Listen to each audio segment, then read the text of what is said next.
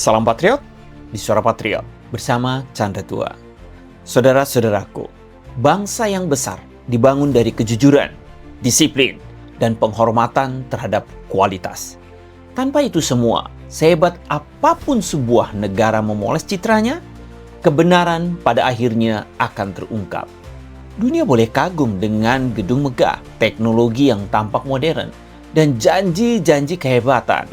Tetapi jika pondasinya rapuh, cepat atau lambat ia akan runtuh di hadapan publik. Dan hari ini kita menyaksikan salah satu contoh paling jelas dari reruntuhan itu. Bukan dalam bentuk perang, bukan dalam bentuk krisis politik, tetapi dalam bentuk sebuah mobil buatan China yang gagal menaklukkan tanjakan Tiananmen Mountain, sebuah insiden yang mempermalukan slogan Made in China di depan mata dunia. Pada tanggal 12 November, sebuah mobil off-road Chery Fang X7L mencoba melakukan aksi promosi besar-besaran mendaki Sky Ladder Tiananmen Mountain, sebuah tanjakan ekstrim dengan 999 anak tangga dan kemiringan mencapai 45 hingga 60 derajat. Tujuannya jelas, menandingi aksi spektakuler Land Rover tahun 2018, sekaligus membuktikan bahwa mobil China sudah setara dengan merek-merek kelas dunia.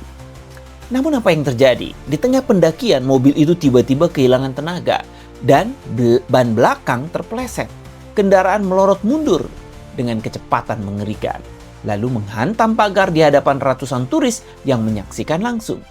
Jeritan kaget terdengar di mana-mana. Video itu viral dan dunia melihatnya tanpa sensor. Inilah kualitas yang selama ini dibanggakan PKC. Tentu produsen Chery buru-buru membuat klarifikasi. Mereka menyalahkan safety tether yang lepas dan melilit ban belakang. Namun para pakar teknis langsung menertawakan alasan itu.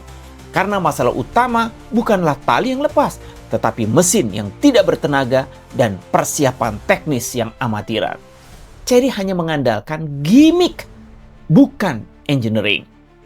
Bandingkan dengan brand yang mereka tiru, Land Rover.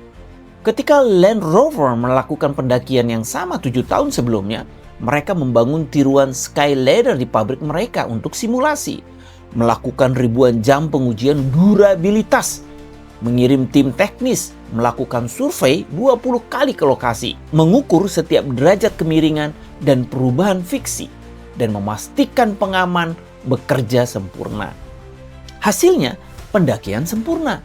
Tanpa melorot, tanpa drama. Inilah perbedaan antara bangsa yang menghormati kualitas dan rezim yang hanya mengejar viral marketing. Tapi masalahnya bukan hanya soal mobil. Kejadian ini memicu diskusi global. Mengapa begitu banyak produk China yang gagal ketika diuji secara nyata? Publik masih ingat BYD listrik yang terbakar saat dites, Huawei yang dicurigai memanipulasi demo autopilot, Xiaomi SU7 Max yang tabrakan di kecepatan tinggi, dan berbagai mobil off-road China lain yang gagal di tanjakan ekstrim. Semua ini menunjukkan satu hal, industri dibangun terlalu cepat, terlalu instan, dan terlalu penuh tekanan propaganda. Alih-alih membangun budaya riset jangka panjang, PKC menekan perusahaan untuk memproduksi cepat, meniru cepat, dan menguasai pasar cepat, tanpa peduli apakah produk itu aman dan dapat diandalkan. Itulah kenapa mobil-mobil China sering kuat di brosur, tetapi kalah ketika diuji di lapangan. Dan ketika terjadi kegagalan, bukan introspeksi yang muncul. Yang muncul adalah propaganda dan alasan teknis yang dibuat-buat. Budaya seperti ini tidak hanya merusak kepercayaan global, tetapi juga membahayakan nyawa pengguna. Insiden Chery di Tiananmen Mountain ini menjadi simbol dari sesuatu yang lebih besar. Retaknya ilusi kehebatan industri China. China selama ini memproyeksikan diri sebagai raksasa teknologi. Tetapi kenyataannya, sebagian besar industri mereka masih bergantung pada teknologi impor, teknik curian dari mitra luar negeri, dan produksi massal tanpa standar ketat. Chery sendiri adalah contoh nyata. Mereka sudah bertahun-tahun menjadi mitra Land Rover.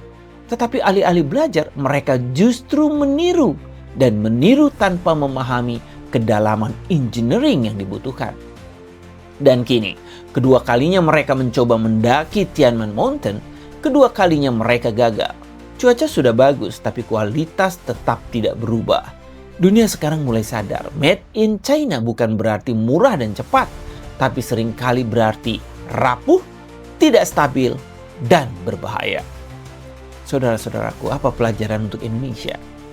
Pertama, jangan pernah tergiur oleh produk atau proyek murah yang dijual dengan janji bombastis. Kualitas tidak bisa dinegosiasikan. Nyawa manusia tidak bisa ditukar dengan diskon. Kedua, kita harus lebih selektif dalam menerima teknologi dan investasi. Kalau negara sumbernya sendiri tidak menghormati standar keselamatan, mengapa kita harus percaya? Ketiga, kita harus bangkit sebagai bangsa yang mandiri, disiplin dan jujur dalam membangun kualitas, bukan mengikuti budaya instan yang dipelopori rezim komunis. Dan terakhir, mari sebarkan kesadaran ini agar rakyat Indonesia tidak lagi tertipu oleh propaganda komunis dan agar kita semua dapat melihat fakta apa adanya bahwa di balik gedung megah dan mobil mewah, China sedang menghadapi krisis kualitas yang tidak bisa lagi disembunyikan.